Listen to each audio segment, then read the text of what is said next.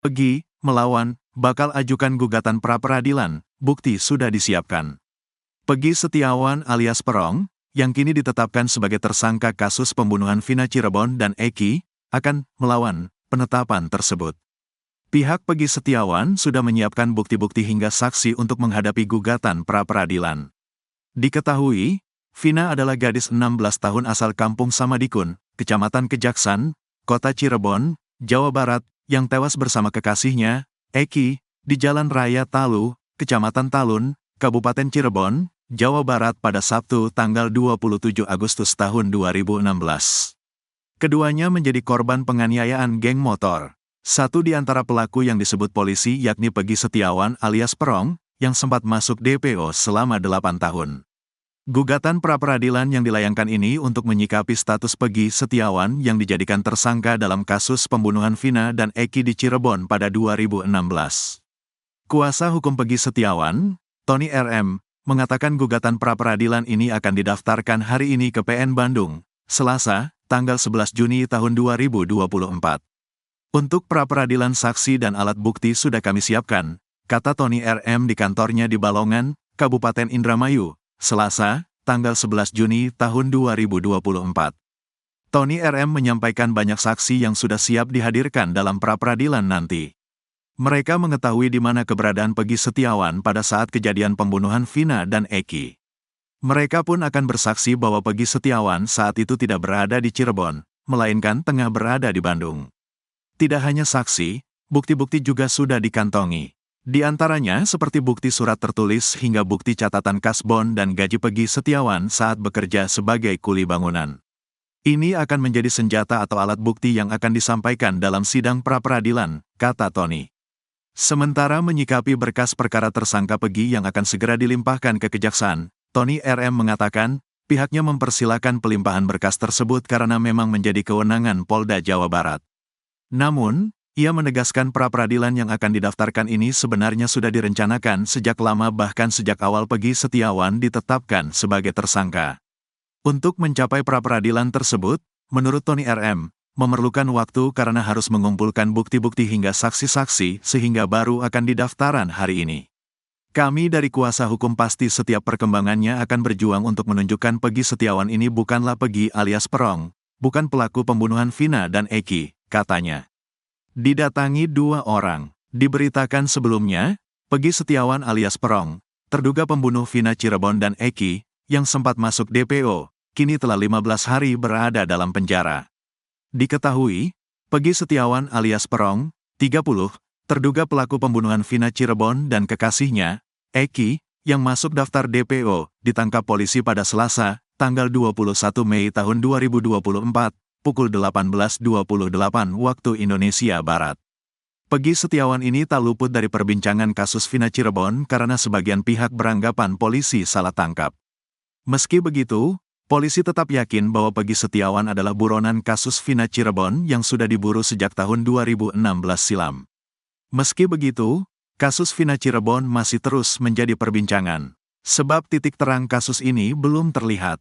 Baru-baru ini, Pegi Setiawan merasakan adanya hal yang janggal ketika dia ditahan di Mapolda Jawa Barat. Seperti yang terbaru ini dialami Pegi Setiawan ketika mendekam di tahanan Polda Jabar. Hal ini baru diketahui pada Selasa, tanggal 4 Juni tahun 2024, setelah keluarga Pegi Setiawan menjenguknya ke Polda Jabar. Kemudian hal itu diceritakan oleh ayah Pegi Setiawan, Rudi Irawan dalam tayangan iNews TV. Rudi memastikan bahwa Pegi Setiawan di Polda Jabar masih dalam kondisi baik-baik saja. Selain itu, Pegi juga tidak mengalami pemukulan apapun selama ditahan di Polda Jabar. Tapi ada satu hal yang mengganjal di Pegi itu, dia cerita ke saya, kata Rudi Irawan. Dia menjelaskan bahwa Pegi merasakan hal yang mengganjal ketika suatu malam dia didatangi sosok misterius. Sosok misterius yang menemui Pegi Setiawan ini berjumlah 2 orang. Ada katanya ngaku-ngaku pengacara, 2 orang, datang malam-malam Pak, terang Rudi. 2 orang misterius tersebut meminta Pegi melakukan sesuatu. Anehnya permintaan itu juga disertai dengan pemaksaan. Dia minta tanda tangan, maksa gitu. Kata anak saya gitu Pak, kata Rudi. Dia menjelaskan bahwa Pegi tidak mengetahui siapa sebenarnya 2 orang misterius tersebut. Bahkan Pegi sendiri juga tidak diperbolehkan untuk bertanya. Tidak tahu Pak, bahkan anak saya mau nanyain, tidak boleh Pak, ujarnya. Ketika Pegi bertanya maksud dan tujuannya, dua pria misterius ini mengaku bermaksud membantu Pegi. Ini tujuannya apa? Katanya mau meringankan hukuman kamu, saya membantu kamu meringankan hukuman kamu. Gitu Pak, kata anak saya, ujarnya. Saat itu dua orang misterius itu mengaku kepada Pegi sebagai utusan, yakni utusan kuasa hukum dari Ibu Yanti. Tapi saya tanya ke Ibu Yanti, enggak Pak, enggak ada utusan malam-malam gitu, ungkapnya. Pegi tersangka terakhir, diketahui, ketika kasus Vina Cirebon heboh menjadi perbincangan banyak orang, dari 11 pelaku ada 3 orang yang masih buron, yaitu Pegi, Dani dan Andi.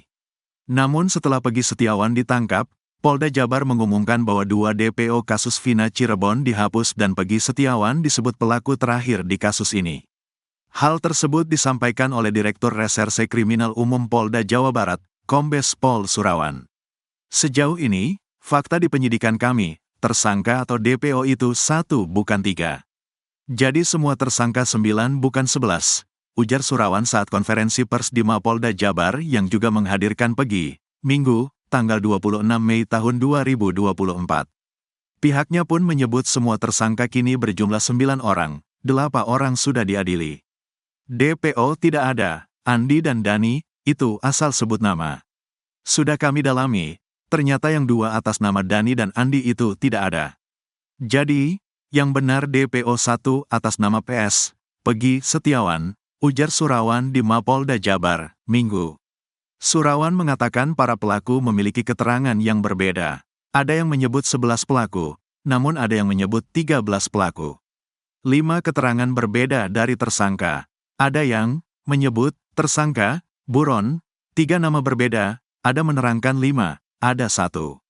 Setelah dilakukan pendalaman, 2 nama yang disebutkan selama ini, itu hanya asal sebut oleh para tersangka, kata Setiawan. Setelah penyelidikan mendalam, 2 nama itu yang selama ini diungkap saksi adalah bohong. Akan tetapi Surawan menyebut tidak menutup kemungkinan nantinya akan muncul tersangka lain. Tetapi sejauh ini fakta di dalam penyelidikan kami, tersangka atau DPO adalah 1, bukan 3. Jadi, semua tersangka jumlahnya 9, bukan 11. 8 melakukan ruda paksa, yang 1 tidak, ucapnya. Isi bagasi motor Pegi yang disita polisi, disebut terkait kasus Vina Cirebon. Polisi akhirnya mengembalikan motor Pegi Setiawan alias Perong, tersangka kasus pembunuhan Vina Cirebon dan Eki, yang sempat disita beberapa waktu lalu. Diketahui, Vina adalah gadis 16 tahun asal Kampung Samadikun, Kecamatan Kejaksan, Kota Cirebon, Jawa Barat, yang tewas bersama kekasihnya, Eki, di Jalan Raya Talu, Kecamatan Talun, Kabupaten Cirebon, Jawa Barat pada Sabtu tanggal 27 Agustus tahun 2016. Keduanya menjadi korban penganiayaan geng motor. Motor berwarna biru itu dikembalikan ke keluarga Pegi usai menjalani tes psikologi selama 6 jam di Mapolda Jabar, pada Sabtu, tanggal 8 Juni tahun 2024. Motor yang dikembalikan tersebut adalah motor No UFO berwarna biru dengan nopol Z6046. Motor tersebut diketahui disita saat penangkapan pada tanggal 21 Mei tahun 2024 lalu. Motor itu sempat ikut diamankan polisi di Bandung setelah Pegi dinilai terlibat kasus Vina Cirebon. Setelah menerima sepeda motor Pegi, keluarga dan kuasa hukum membuka bagasi motor di bawah jok motor Pegi di depan wartawan. Lihat ada Al-Qur'annya di jok motor, Pegi Setiawan, kata Tony RM, salah satu kuasa hukum Pegi saat membuka jok motor Pegi. Tony membeberkan, selain Al-Qur'an, di dalam jok kendaraan tersebut juga tersimpan 2 jaket yakni berwarna coklat dan hitam. Ini baju-bajunya Pegi berwarna coklat dan hitam, kata Tony. Selain itu keluarga juga menemukan barang pribadi milik Pegi lainnya di dalam jok motor yakni baju hingga alat mandi.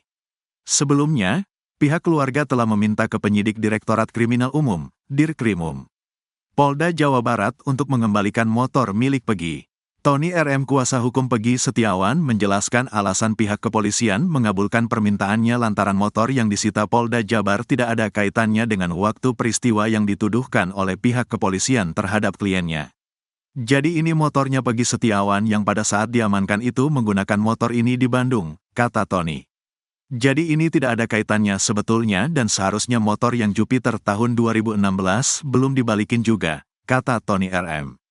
Tony menyampaikan kendaraan tersebut sudah secara resmi diserahkan oleh penyidik kepada keluarga Peggy. Secara resmi telah diserahkan, terimakan ada kunci sama STNK juga, ungkap Tony. Namun untuk ponsel dua saksi lain yaitu Bondol dan Suparman yang sempat disita penyidik belum juga dikembalikan.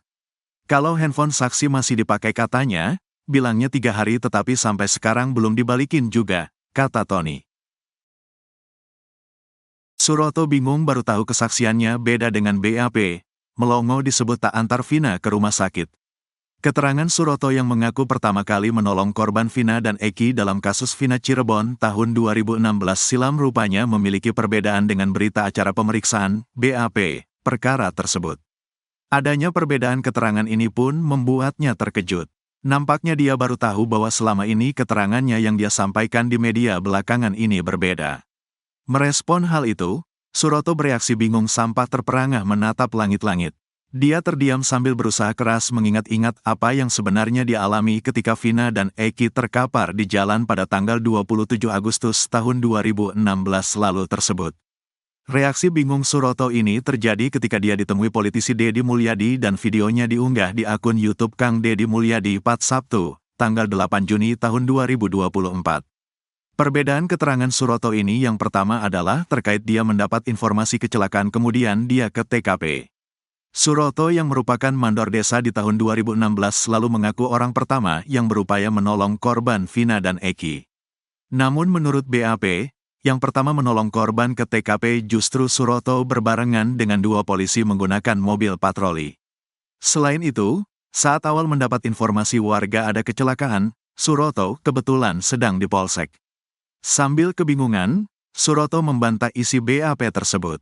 Mobil patroli itu belakangan. Saya ketemu polisi itu ya di lokasi, TKP, itu, kata Suroto. Ketika ditanya soal perbedaan keterangan tersebut, Suroto hanya bisa tersenyum sambil kebingungan untuk menjawabnya. Keterangan berbeda kedua adalah soal korban Vina minta tolong. Sebelumnya saat Suroto ke TKP, Suroto mengaku mendapati Vina merintih dan minta tolong. Namun rupanya menurut BAP tidak demikian. Menurut BAP Vina hanya merintih sambil berkata, "Aduh," berkali-kali menahan rasa sakit. "Tolong Pak, aku dulu juga," beri keterangan, "minta tolong." "Yang benar. Ya, tolong, minta tolong," kata Suroto. Suroto sambil kebingungan seperti tak ingat pernah membaca BAP itu di tahun 2016. Kemudian dia mengaku bahwa dulu dia juga sempat membaca BAP dari kesaksiannya tersebut. Namun nampaknya dia saat itu dia tidak membaca BAP dengan teliti sehingga langsung tanda tangan. Perbedaan keterangan selanjutnya adalah keterangan Suroto mengantar Vina dan Eki ke rumah sakit. Namun menurut BAP, justru polisi menggunakan mobil Ranger yang mengantar kedua korban ke rumah sakit. Suroto mengakui bahwa setelah Vina dan Eki diangkat ke mobil polisi untuk dibawa ke rumah sakit, dia membawa motor korban ke Polsek untuk diamankan. Setelah itu, bawa motor ke Polsek. "Motor saya kan waktu itu masih di Polsek, langsung ke rumah sakit. Mobil Ranger udah ada di sana, di rumah sakit," kata Suroto. Ketika Suroto ditanya kembali kenapa keterangan BAP darinya tahun 2016 silam berbeda dengan sekarang, Suroto kembali memasang ekspresi bingung. Suroto dengar percakapan polisi dan pelaku saat olah TKP kasus Vina Cirebon. Seorang saksi mata yang baru muncul dalam kasus pembunuhan Vina Cirebon dan Eki, Suroto, 50, mengaku mendengar percakapan polisi dan tersangka. Suroto mendengar percakapan tersebut saat agenda olah TKP pembunuhan Vina Cirebon dan Eki pada 8 tahun silam. Diketahui, Vina adalah gadis 16 tahun asal Kampung Samadikun, Kecamatan Kejaksan, Kota Cirebon, Jawa Barat, yang tewas bersama kekasihnya, Eki, di Jalan Raya Talu, Kecamatan Talun, Kabupaten Cirebon, Jawa Barat pada Sabtu tanggal 27 Agustus tahun 2016. Keduanya menjadi korban penganiayaan geng motor. Pelaku kasus Vina Cirebon, menurut Suroto, mengaku memukul korbannya menggunakan balok. Sebagaimana diketahui, Suroto, 50, merupakan mandor di Desa Kecomberan, Kecamatan Talun, Kabupaten Cirebon, Jawa Barat.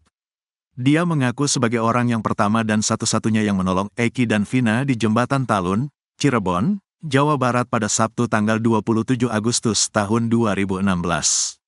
Suroto bercerita, 2 hari setelah menolong Vina dan Eki ia kembali dipanggil polisi.